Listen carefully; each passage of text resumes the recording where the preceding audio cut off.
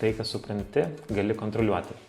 Ši mintis yra, sakyčiau, toksai pamatas mano iššūkių ir per daug metų treniravimo pastebėjau, kad žmonės nepasiekia savo tikslo arba pasiekia jį netyčia, tiesiog nesuprasdami, kaip tai įvyko, paskui tas pokytis vis tiek dingsta. Ir nesvarbu, ar tikslas yra numesti svorį, sustiprėti, turėti didesnį raumenų tonusą, supratau, kad geriausiai žmonėms tuos tikslus sekasi pasiekti ir išlaikyti, kai jie supranta, kaip tai pasiekti. Ir dažnai merginos sako, kad jų tikslas yra numesti 3 kg, 5 ar 10 kažkokį kiekį kilogramų. Bet jeigu mes pasižiūrėtume giliau, tai tikslas nėra toksai išorinis iš tiesų, nes pagalvokite, jeigu jūs dabar, taip, bum, ir jūs pasiekėt savo tikslą, jūs numetėte ten 5, tarkim, kilogramus, kaip ir svajojate, esat savo tobulam svorį, bet jums niekas nesako komplimentų, net galbūt žmonės sako, kad jūs netgi dabar prasčiau atrodot, kai numetat svorį, ne? Tada tikslas kaip ir nebus jau toksai pasiektas, ne? Nes iš tiesų mes norime ne būtent tiesiog to svorio numetimo, mes tiesiog norime jaustis geriau, turėti daugiau energijos, būti laimingesni, būti mylimi, priimti, norime, kad mūsų antra pusė jaustų seksualinę trauką ir panašiai. Ir tai yra bendri tokie gyvenimo dalykai, kurie suformuoja taip, kaip mes jaučiamės, ką kiti mums jaučia ir kaip mes jaučiame savo gyvenime ir ką jaučiame kitiems.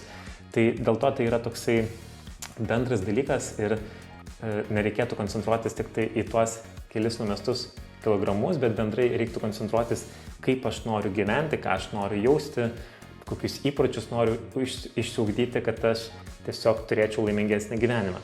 Tai šiame iššūkyje toks tikslas yra padėti ne tik pasiekti kažkokią būtent kūno formą, bet ir išmokti keisti savo gyvenimą ir išmokti suprasti, kurie dalykai lemia visą tai. Tai keliaujam tiesiai į tai, kas yra pridėta iššūkį ir pasižiūrėsime, kokia medžiaga čia yra pateikta jūsų tam tikslui pasiekti. Tai iš pradžių bus įvadas, toksai trumpas video, kuriame atsakau į dažniausiai užduodamus klausimus, tai yra nuo ko pradėti, kaip žiūrėti tas paskaitas, kaip naudoti iššūkių, kurios treniruotės pradėti, kada sunkinti treniruotės ir panašiai.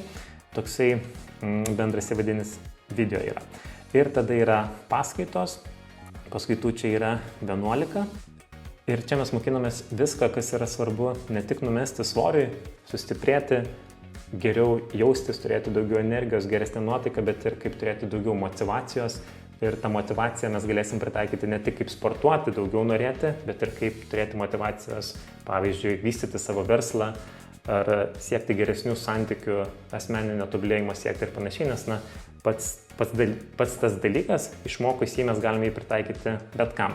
Lygiai tas pats yra ir paskaita apie laimę ir skausmą.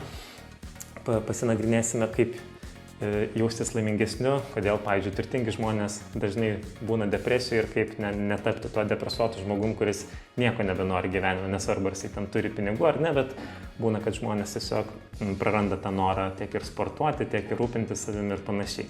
Tai visi šitie dalykai yra bendrai susiję, nes kai mes jaučiamės gerai, turime daug energijos, jaučiam prasmę gyvenime, mes tada ir norime labiau savimi pasirūpinti, tada norime geriau maitintis, norime daugiau sportuoti, daugiau judėti ir tada užsisukam į tą gerą tokį energijos ratą, kada mes vis norime visko siekti daugiau. Tai per visas šitas paskaitas tą ir mokinsimės, bus be abejo ir techninių paskaitų, kas tiesiog įtakoja, tai apie sportą, pasinagrinėsim, kuris sportas geriausiai veikia svorio metimui, apie mitybą, apie makronutrientus, apie kalorijas, kodėl svoris auga, kaip susidėlioti savo mitybos planą, kas yra tas kalorijų deficitas, nuo kurio vis dėlto pagrindinis dalykas, nuo kurio svoris krenta, kaip pasiskaičiuoti, kiek jums kalorijų suvartoti. Tai visus šitus dalykus jūs paskaitose išmoksit ir jūs galėsite tai pritaikyti pačios savo. Norite mažinti kūno svorį, tuos principus pritaikote, norite didinti kūno svorį, auginti raumenis, principai tokie patys, jūs juos išmoksite ir galėsite tiesiog bet kada gyvenime, kada norėsite juos pritaikyti. Ad libitum dieta yra taip pat mityba, kurią aš pats naudoju ir mokinu. Pagrindinis dalykas tai yra, mes mokinsimės, kaip neskaičiuojant kalorijų maitintis, kad galėtume kontroliuoti savo kūno svorį. Ir pagrindinis principas yra tai, kad mes rinksimės tokį maistą, kuris suteikia daugiau sotumo, tai yra sotumo indeksas, pagal tai mes vertinam maistą ir žiūrim, kad kuo aš daugiau suvalgau to maisto, kuris suteikia man didesnį sotumą, bet jisai turi mažiau kalorijų, tuo aš intuityviai bendrai per dieną suvalgysiu mažiau kalorijų ir tai lems tą kalorijų deficitą, nuo kurio mano kūno svoris mažės. Tai va, visi šitie dalykai bus paskaitose. 11 paskaita yra coachingas su Lina ir tada sekantis rytis jau vėlgi tik tai su Lina, EFT.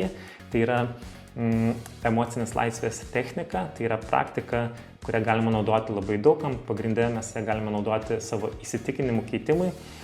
Tai yra labai svarbu, nes galite pagalvoti, kad jeigu žmogus turi įsitikinimą, kad galbūt mano giminėje dauguma žmonių turi antsvorį ir aš turiu įsitikinimą, kad aš lygiai taip pat turiu turėti tą antsvorį ir negaliu numesti svorio.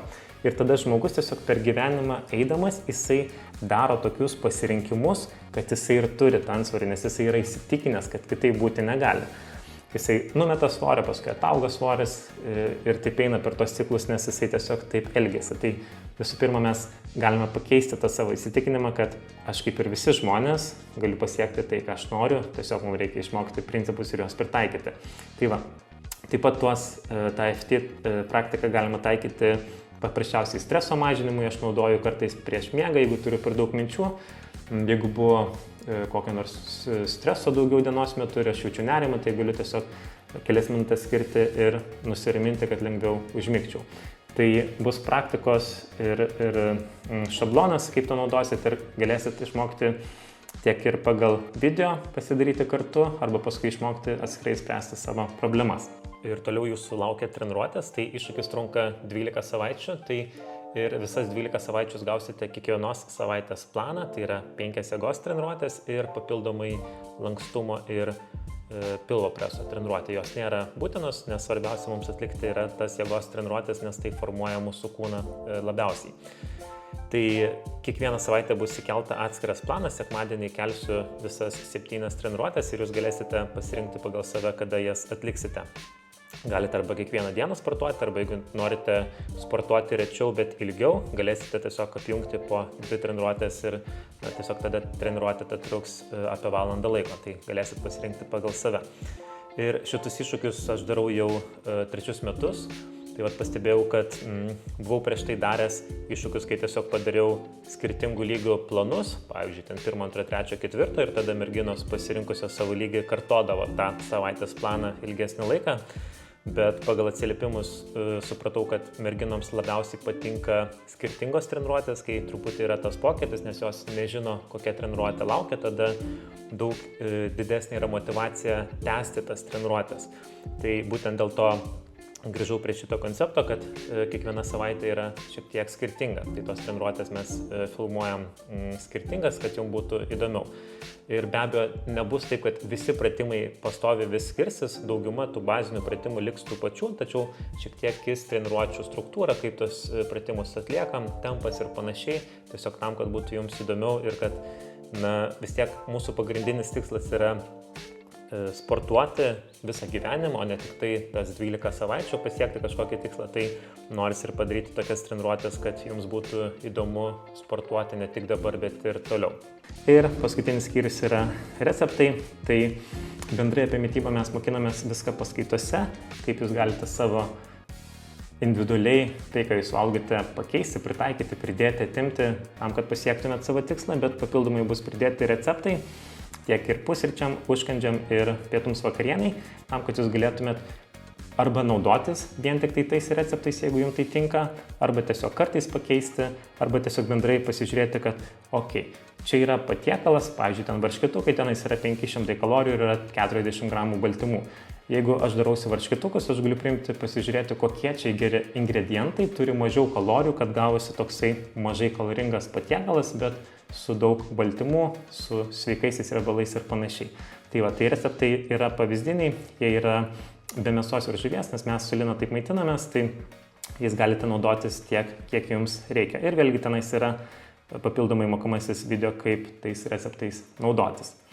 tai galite sustabdyti video, palieku dar nemažai atsiliepimų turiu iš šio iššūkio, tai galite pasiskaityti, pasižiūrėkite, su kokiomis problemomis merginos atėjo į šitą iššūkį, kokias problemas išsisprendė ir galbūt jūs pastebėsite, kad irgi jūs turite tas pačias problemas ir galbūt tai yra puikus iššūkis jūsų tom problemom spręsti.